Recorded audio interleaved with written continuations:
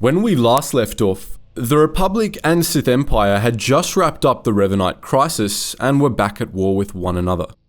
The Great Galactic War didn't last long, however, before an enemy that all thought defeated reared his ugly head and gave both factions something to really worry about. Emperor Vitiate was back, and he brought friends in the form of the eternal empire of Zakuul. Today, we'll be taking a look at how this wannabe god and his toy empire nearly consumed all life in the galaxy.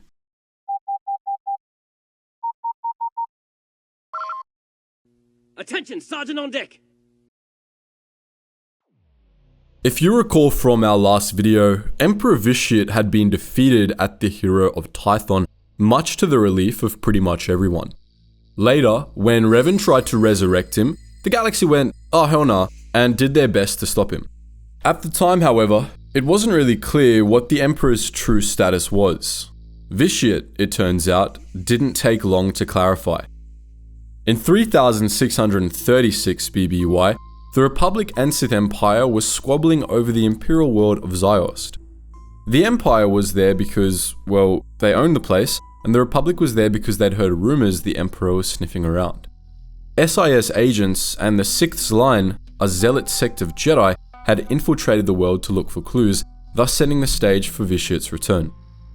With the ritual of possession, Vitiate took over the bodies of the Jedi and several other key figures, and explained his plan to absorb all life on the planet.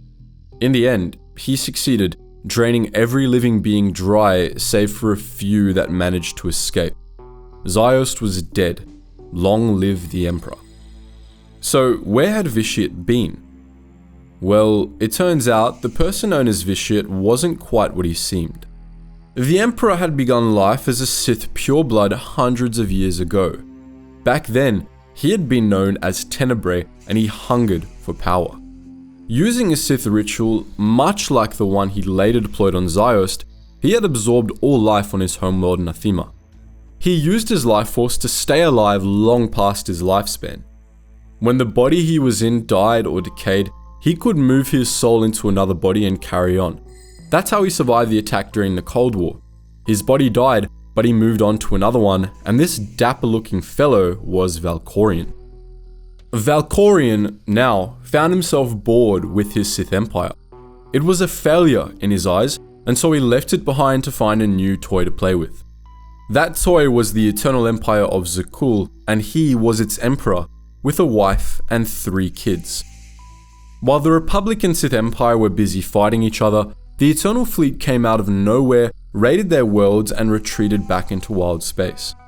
Chasing after Valkorion, Darth Maul took the Imperial Fleet and the Outlander, a prominent figure who'd helped uncover the Revanite conspiracy, into wild space, where they were captured by the Eternal Fleet and brought to Zakuul. There, Emperor Valkorion greeted them in the throne room and promised them power if they were to kneel. Darth Maul refused and was killed, but before the Outlander could react, one of his sons, Arkan, killed his father, put the Outlander in carbonate, and took the throne for himself, from which he waged a destructive and brutal war on the galaxy. Within a year, Arkan had conquered the galaxy. His Eternal Fleets, an Iokath design that far exceeded anything the Republic or Sith had to pit against it, devastated their combined militaries and forced a surrender from both factions. The Republic and Sith had to pay heavy tribute to Zakuul, and Zakuulan control stations, named Star Fortresses, remained in place above key worlds to make sure they towed the line. Although the war was short, it was brutal, with many prominent figures losing their life or going into exile. The Jedi Order was scattered once more, unable to take out the Knights of Zakuul. Grandmaster Satil Shan went missing, and Empress Ashina took the throne of the Sith Empire. The peace that followed was fragile. For 5 years, the galaxy held its breath, but under the surface, a resistance was forming.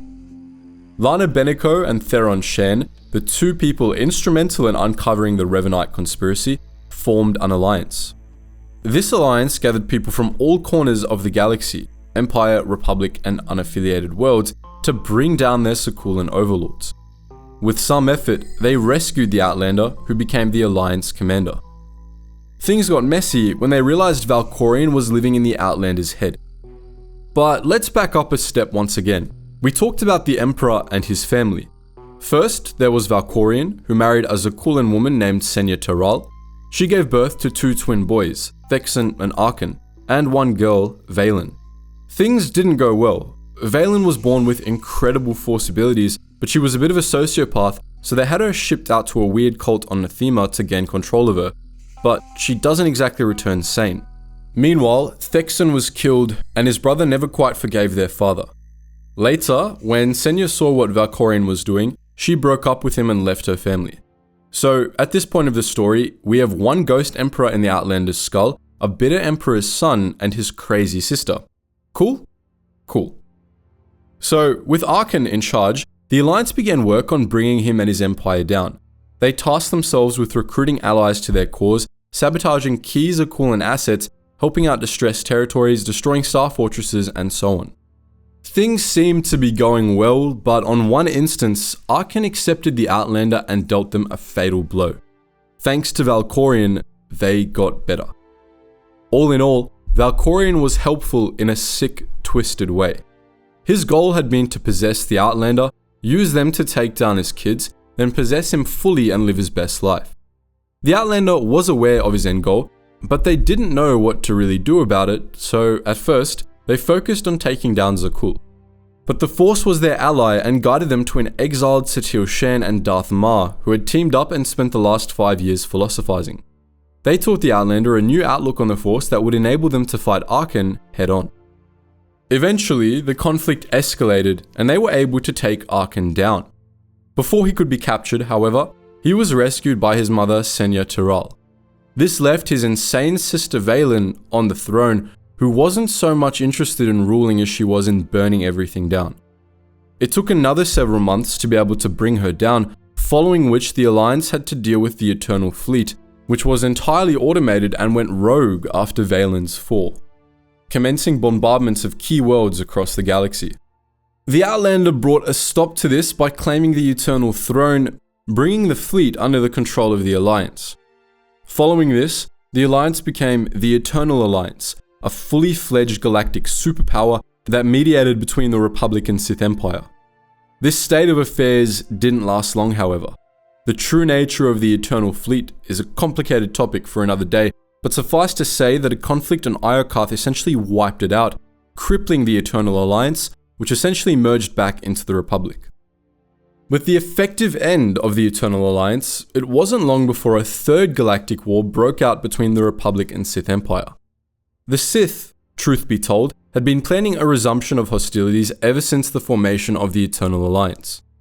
Empress Achina had been quietly arming for a new war for years while publicly working with her soon-to-be enemies against Zakuul, and while Achina perished on Iokarth, her successor, Emperor Vitiate, was eager to follow through on her plans. He began the Third Galactic War with an assault on Ossus, using the former renegade Darth Malgus as a commander for the operation. But as the Sith and the Republic went to war yet again, there was one last loose end from the prior conflicts that had yet to be resolved: Vitiate. Arkan's slaying of Valkorion had not finished off the Emperor. He had retained a tie to the world of the living by preserving his original body in stasis and through his presence within the Outlander. During the earlier battle for Zakuul, the Outlander had purged his mind of Vitiate, while Lord Scourge and Kira Carson had destroyed his original body at roughly the same time. However, this unleashed a plague that Vitiate had prepared as a failsafe. It rendered Scourge and Kira comatose, and when Satil Shan and her followers came after them, it infected them as well. This plague was Vitiate's final form, and there was only one person left who could stop it: the Outlander. After awakening, Scourge and Kira recruited the Outlander to storm the ship on which Satil and her possessed followers were quarantined, where they hoped to enter the Jedi Master's mind and finish off the Emperor once and for all. Aboard the vessel, they were joined by the spirit of Revan, and together, they entered Satil's mind and confronted the 3 forms of the Emperor: Valkorion, Darth Vitiate, and his original form, a Sith pureblood known as Tenebrae. The 3 forms of the Emperor battled the Outlander, Scourge, Kira, and Revan, together having the power to resist all 4 at once. But then Satil Shan awoke, and the spirits of other enemies of the Emperor joined the fight: Mitra Surik, Darth Ma, and countless others. They were the Emperor's victims, and they were also the ones who knew his weakness, his fear of death. They poured their power into the Outlander, who contained and then destroyed the last traces of the Emperor's spirit. At last, he was gone for good. Meanwhile, war continued. After discovering the teachings of an ancient Sith Lord on Elam, Darth Malgus again broke free of the Empire's control and went his own way. The Sith fought a protracted battle with the Republic over control of Manaan. The Third Galactic War burned across the galaxy for years before coming to an end, and for decades after the final death of the Emperor, the Sith Empire continued to pose a threat to the galaxy. But it didn't last forever. Over the course of the Galactic Wars, the Sith Empire had undergone several radical transformations. Its three Dark Lords of the Sith, Darth Vitiate, Darth Achina, and Darth Voron, had each made changes to the ideology of the Sith and their approach to the outside galaxy. Over time, a curious trend emerged. The Sith Empire slowly became more Empire than Sith. This was already evident in figures like Darth Maul and Lana Beniko, who notably prioritized their civilization over their own personal power. And in doing so, they went against the fundamental guiding principle of the Sith. Sith ideology was irreconcilable with a stable civilization.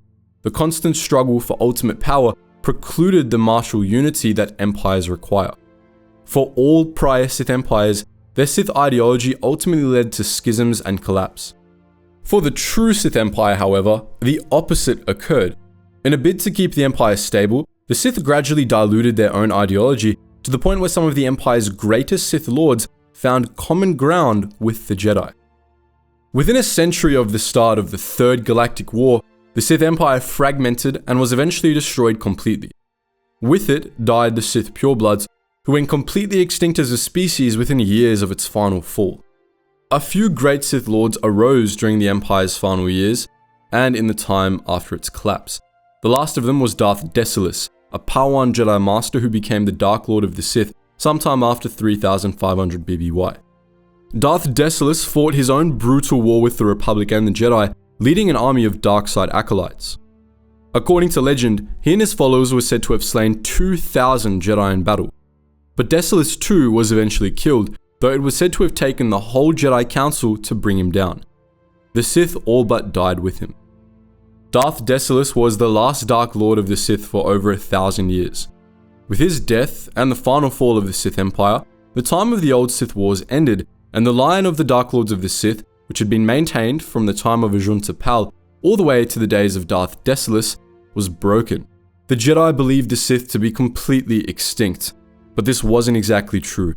A scattering of Sith cults survived on the galactic fringe, preserving the echoes of the old ways in secret. Most were presumably holdouts of the Sith Empire. A few were descended from Revan Sith.